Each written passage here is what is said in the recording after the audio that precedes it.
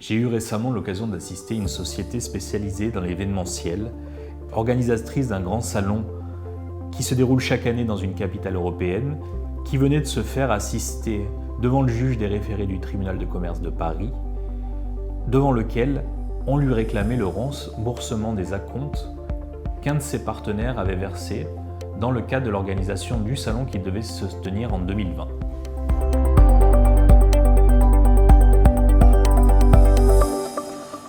Pour la partie adverse, une multinationale leader du secteur thème du salon en question, le sujet était simple, ce qui justifiait la saisine du juge des référés, juge de l'évidence. Le salon qui avait dû être reporté du fait des mesures sanitaires prises par le gouvernement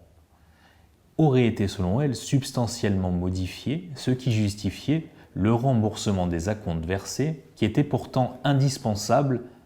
à la tenue du salon. Ainsi, l'enjeu de l'instance dépassait l'enjeu du client, puisqu'en fait, cette pratique visant à solliciter des acomptes pour l'organisation des salons est quasi systématique dans ce secteur. Nous avons présenté en défense une argumentation tendant à démontrer au juge des référés que la position de la partie adverse était d'abord contraire aux engagements contractuels des parties.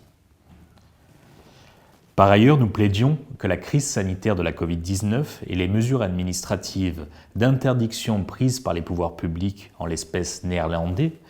étaient constitutives d'un cas de force majeure pour l'organisateur, de sorte que le report du salon lui avait été imposé et n'avait pas entraîné d'autres modifications qu'un changement de date. Le président du tribunal de commerce de Paris nous a suivis dans notre raisonnement, s'estimant incompétent pour statuer sur les demandes formulées par la partie adverse.